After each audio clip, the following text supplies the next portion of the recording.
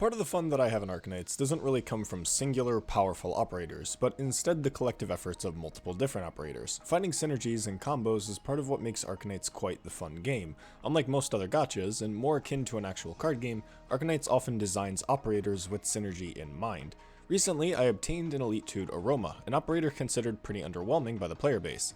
I found her quite interesting since she could synergize with Connie Palot and I needed a blast caster, but once I Elite 2'd her and played her Paradox Sim, everything changed. So today we're going to be talking about Aroma, but not just Aroma. We're going to be talking about the Levitate Knights that I own. Before we get into Aroma, I want to talk about Connie Palot. He's a favorite of mine and is usually the first operator I think to when discussing Arknights design principles about operator niche. That topic itself is for another day. Instead, we're just going to talk about Connie as an operator. Connie Palot's talent applies a 30% arts fragile to all aerial enemies in his range. This gives him two main functions, as a counter pick option against certain aerial threats, or as a debuff supporter for your other arts sources. Connie's S1 focuses on his role as an anti-air specialist. It boosts his attack speed by 90 and makes him prioritize aerial targets, essentially turning him into an arts marksman. This attack speed buff reduces his attack interval to 0.84 seconds, which increases his DPS to 872. His fragile effect from his talent pushes us further to 1134 DPS if he's attacking an aerial target, which ideally you want to be doing with his S1. A good chunk of the aerial enemy population is taken up by drones, who are typically better dealt with by physical damage. However, Connie still finds himself quite useful against the multitude of low-altitude hovering enemies or certain tankier drones.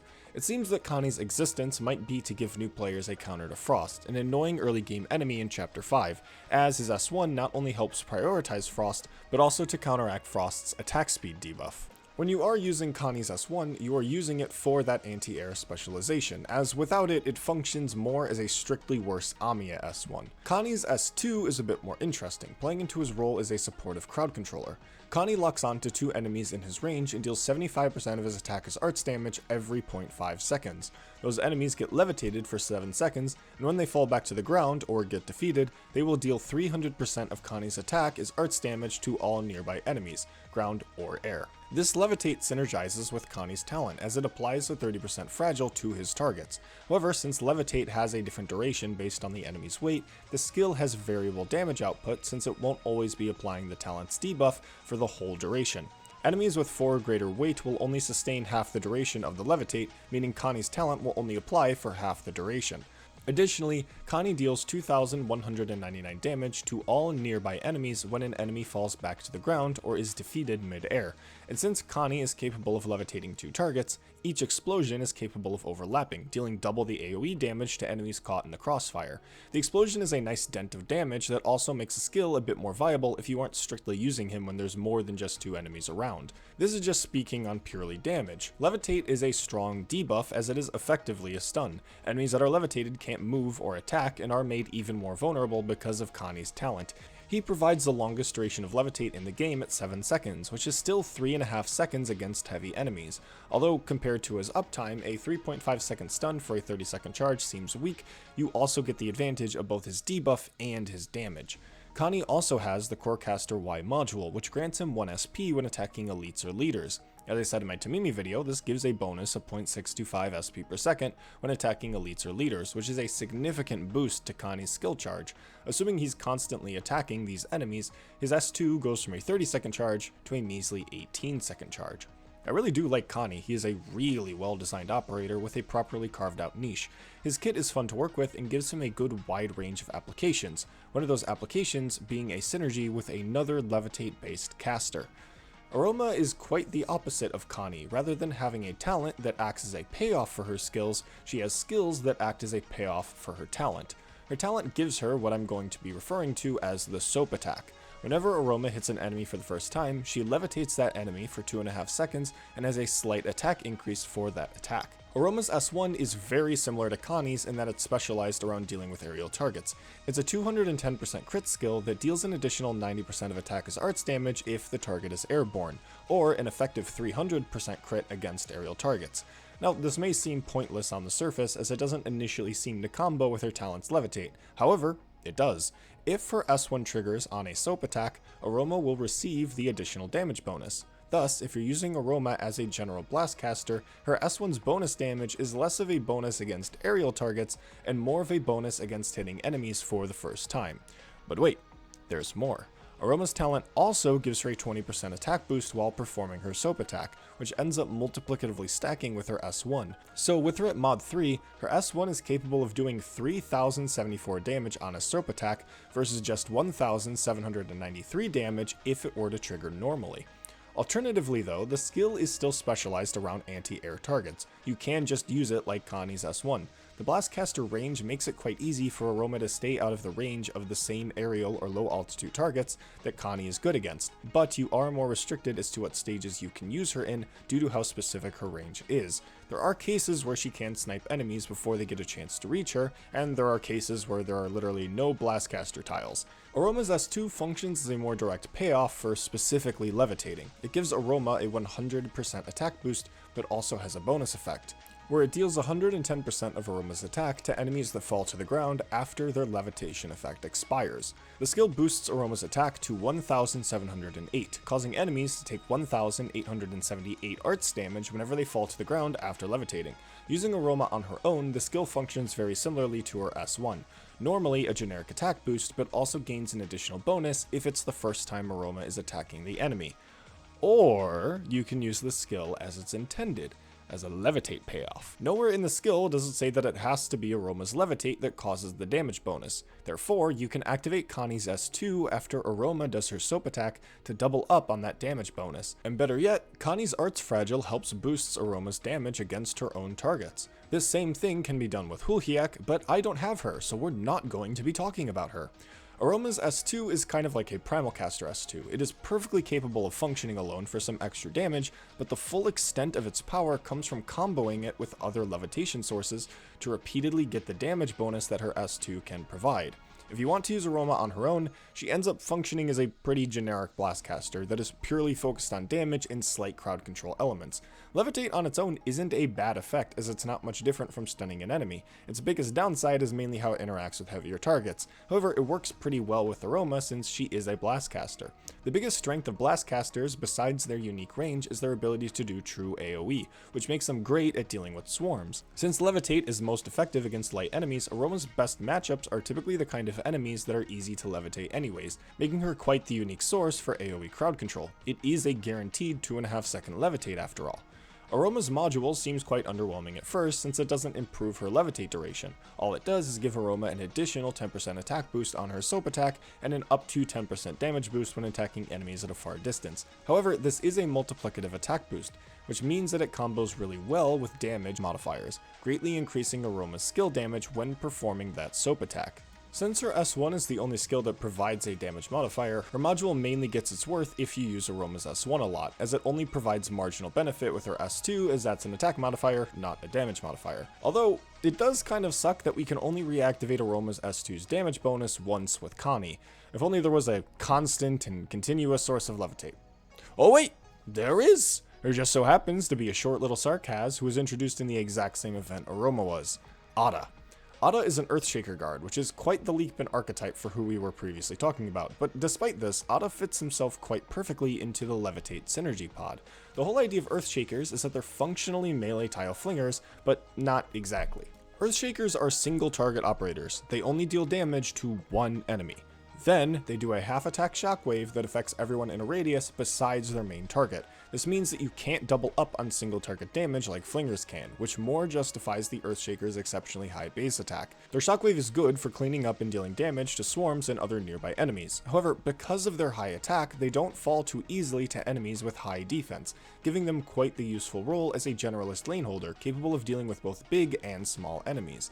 Ada's talent is designed to reward you for using him against swarms. After he deals damage 30 times, he gets an 18% attack boost, and so if you are using him against swarms, the instances of damage he's doing add up quickly because of his shockwave.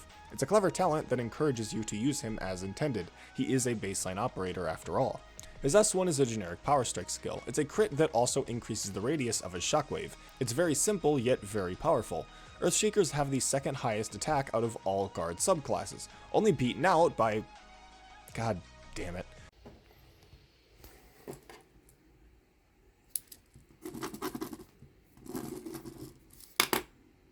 Earthshakers on the surface seem quite similar to Crushers. Both have exceptionally high attack and have some elements of AoE. However, there are a few significant differences between them. Crushers have exceptionally extreme defensive stats, while Earthshakers have exceptionally average defensive stats. You cannot use Crushers and Earthshakers interchangeably. They are two completely different subclasses, even if they appear to be similar. In short, Earthshakers are more befitted to be used as general lane holders, specialized more in dealing with swarms, while Crushers are better fitted for dealing with elites and leaders. You may assume that Crushers being able to hit up to block count is in any way functionally similar to the Earthshaker's shockwave, but this isn't the case. Crushers hitting up to block count is more of a way to compensate for their slow attack speed, letting them deal with stragglers that end up in their attack range. Earthshakers, on the other hand, aren't that good at dealing with two individually beefy units. The high base attack may give the impression Earthshakers can deal with high defense like Crushers can, and to an extent they can. Ada's S1 deals 2,839 instance damage, boosted to 3,350 while his talent is active. However, his shockwave gets only half of this, which greatly reduces its defense piercing potential.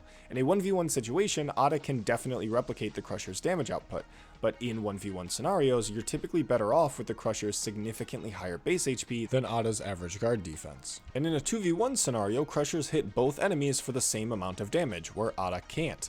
Earthshakers instead are more of a way to roll compress. They're discount Crushers that can also deal with swarms decently well. They're not as powerful as Crushers when it comes to instance damage, or as sweeping as Flingers are when it comes to AoE, but that's the nature of roll compression. He's not meant to be the best at anything, he just needs to do multiple things good, which he does. Unless you have Pepe, and you literally have a ground version of Wishadel. Okay, Earthshakers are cool and all, but what does any of this have to do with levitating? I'm here to talk about levitation, damn it! So let's talk about Ada's S2. This skill doubles his attack and defense, but also makes the splash attack cause enemies with weight 3 or less to levitate for half a second. Normally, if you're using this effect, it's for the hefty stat boost, which boosts him to 2,366 attack and 696 defense, as well as a 1,183 damage shockwave for surrounding enemies. Which is cool and all, Ada becomes bigger and stronger, and now does the Earthshaker deal better, but that's not what we care about right now. We care about that levitate effect. Whenever the shockwave hits a light enemy, they get levitated for half a second, which may seem short, but that's a good thing. Aroma's S2 deals 1,878 arts damage to enemies when they fall back to the ground, and since Ada is applying a guaranteed short levitate, Aroma applies that 1,878 arts damage every time Ada levitates, which is an additional 18,780 damage for the total duration of Ada's S2. Remember how I was talking about Aroma's Paradox Sim in the beginning of this video? Yeah, that Paradox Sim shows off this combo, and as I said, both of these operators released in the same event, so clearly this was an intentional synergy, but it was done in a subtle way instead of being the most obvious shit ever, which I do applaud. Now, this is a very strong combo, but it's not as easy to pull off as you may think. Ada's levitate only triggers on the shockwave, not the initial attack, meaning that in order to perform the combo, Ada needs a stepping stone enemy to enable the levitate to begin with. This enemy won't be levitated and thus won't receive any bonus arts damage from Aroma, which is both a good thing and a bad thing. If your stepping stone enemy stays alive longer, then you can get the fullest extent out of the damage bonus, but if the stepping stone is the enemy you need dead, then the combo is worthless.